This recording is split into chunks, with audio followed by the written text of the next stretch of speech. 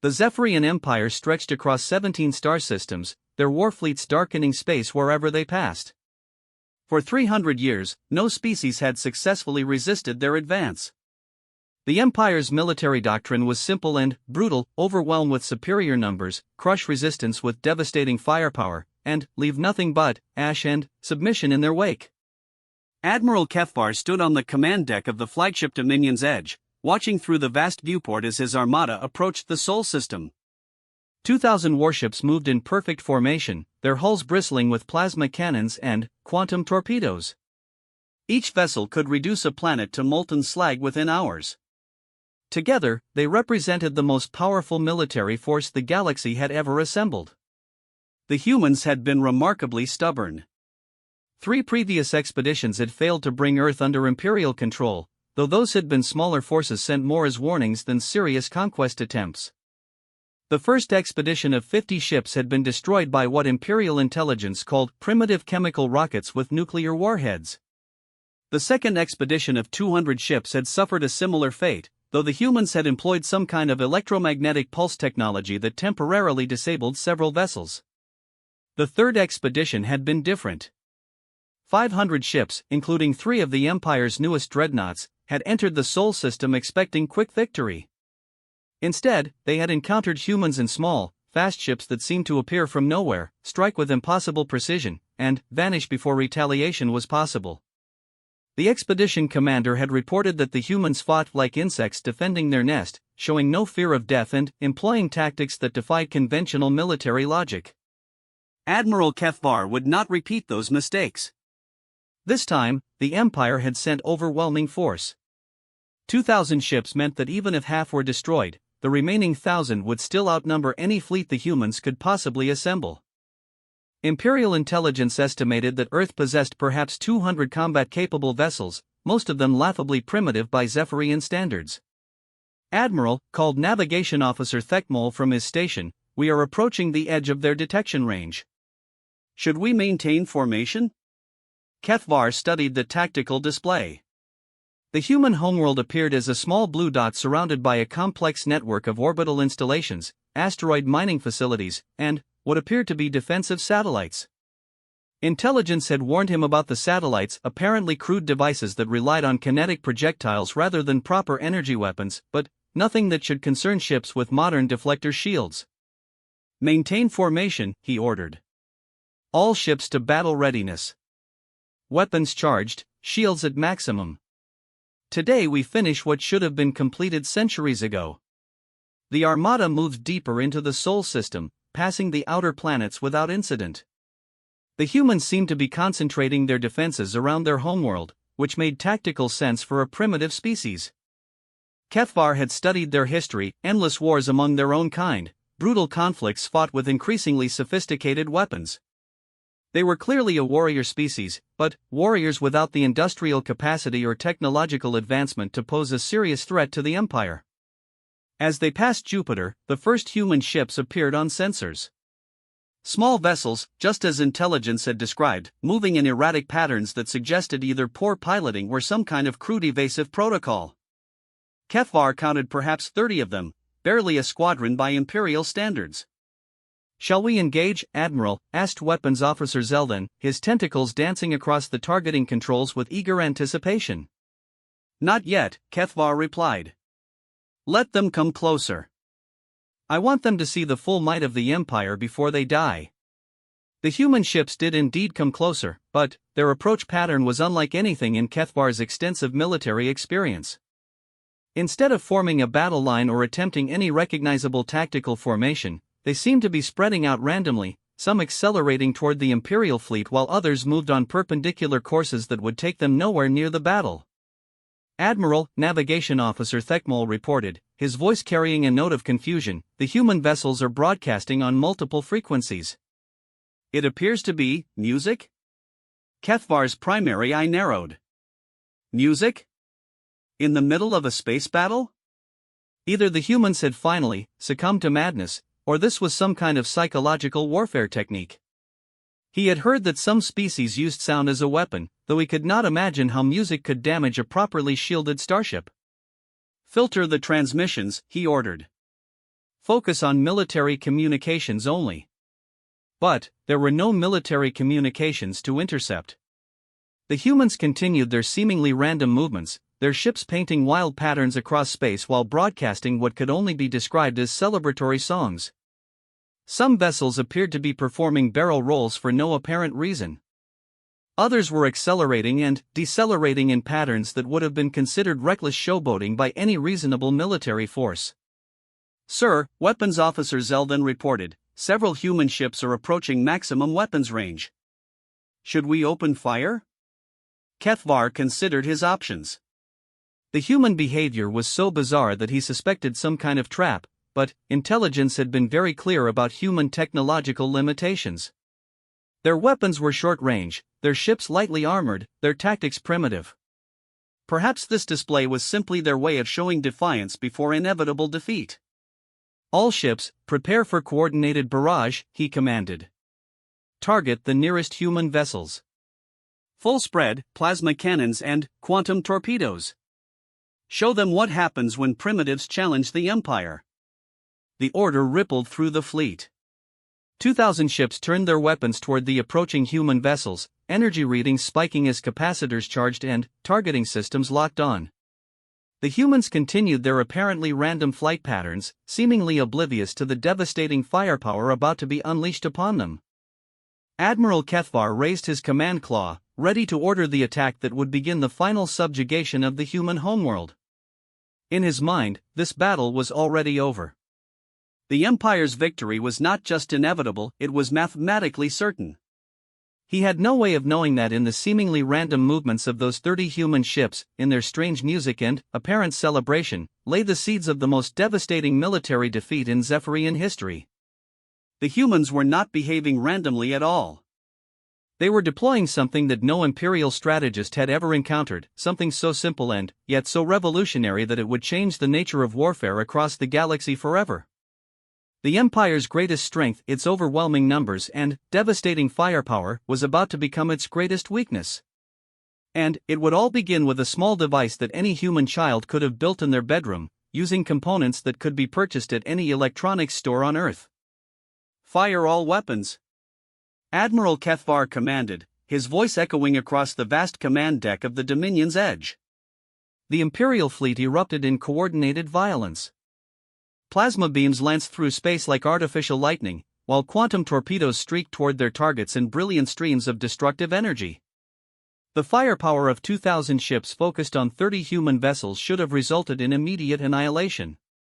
The humans should have simply ceased to exist, vaporized in the first microsecond of contact.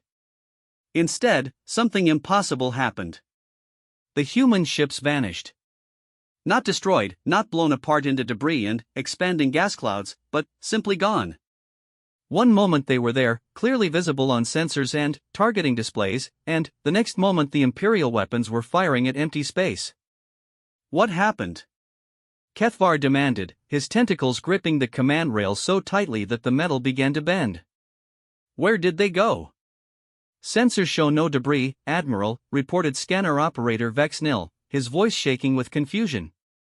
"No energy signatures indicating destruction." The human ships appear to have simply disappeared. Before Kethvar could respond, new contacts appeared on the tactical display. The 30 human ships had reappeared, but now they were scattered throughout the Imperial formation. Some had materialized directly between the larger Zephyrian vessels, others above and below the fleet's formation. They had somehow moved from the edge of weapons range to positions inside the Imperial fleet in the time it took for the plasma beams to travel through space. "Impossible," Weapons Officer Zeldin sputtered. "No ship can move that fast. Our sensors would have detected the energy signature of any propulsion system capable of that kind of acceleration." The human ships immediately began attacking, but their tactics were unlike anything the Zephyrians had ever encountered. Instead of engaging the Imperial vessels directly, they targeted very specific systems. Precise energy bursts struck communication arrays, sensor clusters, and weapon targeting systems. Ships that had been perfectly coordinated moments before suddenly found themselves blind and deaf, unable to communicate with the fleet or accurately target anything beyond visual range. What made the attacks even more bewildering was that the human weapons seemed ridiculously weak by Imperial standards. Each shot was barely powerful enough to damage external equipment, certainly nothing that could penetrate the heavy armor of a Zephyrian warship. It was like being attacked by insects, individually harmless, but somehow managing to disrupt the functioning of vastly superior technology. All ships, switch to manual targeting. Kethvar ordered. Use visual confirmation only. These humans have some kind of electronic warfare capability. But, even as the order went out, the situation became more chaotic. The human ships disappeared again, reappearing in completely different positions within seconds. This time, some of them materialized directly underneath Imperial vessels, so close that defensive weapons couldn't depress far enough to target them. They continued their precise attacks on communication and sensor equipment, systematically blinding the Imperial fleet. Admiral, Navigation Officer Thekmol called out, "I'm reading massive electromagnetic interference from the human ships. It's unlike anything in our databases. The frequency patterns are completely random, yet somehow coordinated." Kethvar studied the tactical display, trying to make sense of what he was seeing. The human ships moved in patterns that seemed to violate the basic laws of physics. They would accelerate to impossible speeds, then stop instantly without any visible means of deceleration. They would change direction in ways that should have turned their crews into paste from the gravitational forces involved. And then, he noticed something that made his blood run cold. The 30 human ships were no longer just 30 ships. Somehow, there were now hundreds of them. They flickered in and out of existence across the entire battlespace, appearing long enough to fire a few precise shots before vanishing again. The Imperial fleet, which had begun the engagement with overwhelming numerical superiority, was now outnumbered by enemies that could strike from anywhere at any time. "Sir!" Scanner operator Vexnil's voice rose to a near shriek. "I'm reading over 2,000 human contacts. But sensors indicate that many of them aren't real. Some kind of projection or holographic deception. Which ones are real?" Kethvar demanded. I don't know, sir. The false contacts have the same energy signatures as the real ones. Our targeting computers can't distinguish between them." The truth began to dawn on Admiral Kethvar with the slow, horrible certainty of inevitable defeat. The humans hadn't overwhelmed them with superior technology or devastating weapons. They had used something far more dangerous, they had used their creativity. Every ship in the Imperial fleet was equipped with sophisticated electronic warfare suites, designed to jam enemy communications and confuse targeting systems. But those systems were designed to counter other Imperial technology, or the limited electronic warfare capabilities of species that thought in similar patterns to the Zephyrians. The humans were doing something completely different. They were creating chaos. The electromagnetic interference wasn't following any recognizable pattern because it wasn't meant to. It was deliberately random, designed to overload systems that expected logical, predictable input. The false sensor contacts weren't sophisticated holograms, they were simple radio transmitters broadcasting the same signatures as real ships, scattered throughout the battlespace by the thousands. And the impossible movement patterns weren't the result of superior propulsion technology. The humans were using something that Imperial science had dismissed as a theoretical curiosity, quantum entanglement on a macro scale. Their ships weren't moving at impossible speeds, they were teleporting short distances by quantum tunneling, something that should have been impossible with objects larger than subatomic particles. But, somehow, the humans had made it work. Not through advanced understanding of quantum mechanics or sophisticated engineering, but through the kind of brute force ingenuity that characterized their entire species. They had built quantum tunneling devices using principles that any Imperial physicist would have called absurd, then mounted them on ships and used them to turn space combat into a deadly game of three-dimensional hide and seek. Admiral, Weapons Officer Zeldin reported, were receiving damage reports from across the fleet. Multiple ships report total communication failure. 17 vessels have lost all sensor capability. The dreadnought Iron Supremacy reports that its main weapons array has been completely disabled. How many casualties? Kethvar asked, though he suspected he already knew the answer. None, sir. The human weapons appear designed to disable equipment rather than destroy ships or kill crews. But, without sensors and communications, most of our vessels are effectively out of the battle. Admiral Cathbar stared at the tactical display, watching as his mighty fleet was systematically rendered helpless by an enemy that should have been crushed in the first moments of contact. The humans were fighting a completely different kind of war, one that his military training had never prepared him for. They weren't trying to destroy the Imperial fleet. They were trying to embarrass it. And they were succeeding beyond their wildest dreams. The breakthrough came when Chief Engineer Ralcath aboard the heavy cruiser Stellar Dominance finally managed to isolate one of the human devices. During a particularly chaotic engagement, a human ship had materialized so close to his vessel that its quantum field had briefly merged with their own before the enemy vanished again.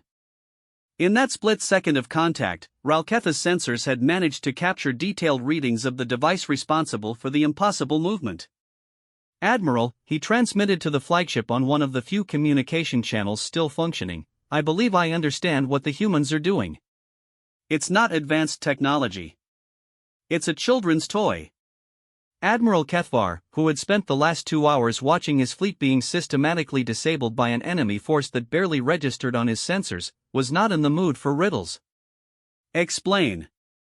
The quantum tunneling device is essentially a modified subspace radio transmitter, sir.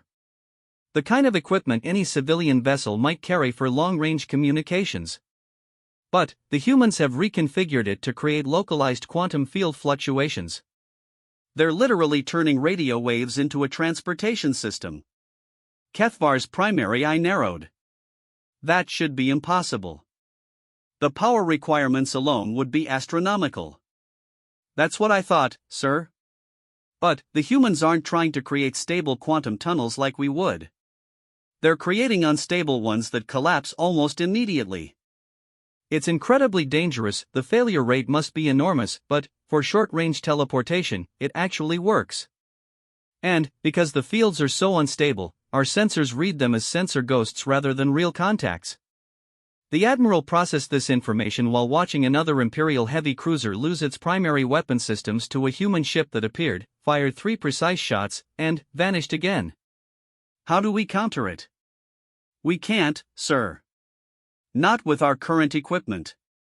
Our entire military doctrine is based on the assumption that enemy ships move in predictable patterns according to the laws of physics. These humans are essentially cheating reality, and they're doing it with technology that costs less than the paint job on one of our fighters. Before Admiral Cathvar could respond, something new appeared on the tactical display. The scattered human ships were suddenly converging on a single point roughly 10,000 kilometers from the main Imperial formation. As they gathered, their individual quantum signatures began to merge and amplify each other. What are they doing now? Cathvar demanded. Scanner operator Vexnil, working with partially damaged equipment and a great deal of intuition, tried to make sense of the readings. Sir, they appear to be linking their quantum tunneling devices together. The combined field fluctuation it's massive. I've never seen anything like it. The answer came in the form of the largest quantum distortion in recorded military history. The space around the gathered human ships began to ripple like water, reality itself seeming to bend and flex. Energy readings spiked beyond anything the Imperial sensors were designed to measure. And then, with a flash of light that briefly outshone the local star, something appeared. It was a ship, but, unlike anything in the Imperial databases. Roughly cylindrical, with what appeared to be rotating sections and multiple docking bays, it was clearly not designed for combat. If anything, it looked like some kind of mobile space station or construction platform. But, its size was staggering, easily 50 kilometers long and 20 kilometers wide. It dwarfed even the largest Imperial dreadnoughts. Identification? Admiral Cathvar asked, though his voice had lost much of its earlier confidence. Unknown design, sir. It doesn't match any ship class in our databases. But, the quantum signature suggests it was transported here through the same tunneling technology the smaller ships have been using. They teleported a space station, Cathvar said slowly, the full implications beginning to sink in. They actually teleported a space station into the middle of our fleet. The massive vessel immediately began launching smaller ships, not fighters or attack craft, but what appeared to be cargo haulers and maintenance vessels. Hundreds of them poured out of the docking bays, filling the space around the Imperial fleet. But, instead of attacking, they began doing something even more humiliating. They started salvaging disabled Imperial equipment. Using sophisticated tractor beams and cutting tools, the human salvage crews began methodically removing damaged sensor arrays, disabled weapons systems, and communication equipment from the Imperial ships. They worked with the calm efficiency of professional scrap dealers, completely ignoring the fact that they were technically committing acts of war against a vastly superior enemy force. "They're stealing our technology," Weapons Officer Zeldin exclaimed. "Right in front of us." "And we can't stop them," Admiral Kethvar replied grimly. "Half our ships are blind, most have lost communications, and our weapons can't target ships that can teleport away the moment we lock onto them." But the true genius of the human strategy became apparent when the Imperial fleet tried to regroup. Ships that had lost communication capability found their way back to the main formation by following the human salvage crews, who were helpfully broadcasting location beacons to coordinate their own operations. Vessels with damaged navigation systems used the massive human space station as a reference point for establishing their position. The humans had effectively turned the Imperial fleet into a dependency. The Zephyrians could no longer function without their assistance, and that assistance came at the cost of watching their military technology being systematically harvested by scrap dealers. Admiral, Communication Officer Tekval reported, "We're receiving a transmission from the human vessel. It's on an open channel, directed at the entire fleet." "Put it through," Kethvar ordered, dreading what he was about to hear. The voice that emerged from the speakers was calm, professional, and utterly devastating to Imperial morale. "This is Captain Sarah Chen of the Terran Salvage Cooperative Vessel Murphy's Law. We'd like to thank the Zephyrian Empire for their generous donation of advanced military hardware. In accordance with Earth maritime law, any equipment abandoned in open space becomes the property of the first salvage crew to claim it. We've taken the liberty of providing navigation assistance to any Imperial vessels experiencing technical difficulties. For a modest fee, we can also provide communication relay services, emergency repairs, and short-range transportation via our quantum courier network." She paused, and, when she continued, there was an unmistakable note of amusement in her voice. "We understand this may be your first encounter with human salvage operations. Please don't be alarmed by our efficiency. We've had a lot of practice." Admiral Kethvar stared at the communication console, finally, understanding the full scope of what had happened to his fleet. The humans hadn't defeated them with superior firepower or advanced technology. They had defeated them with a business model. The most powerful military force in galactic history had just been reduced to a customer service opportunity.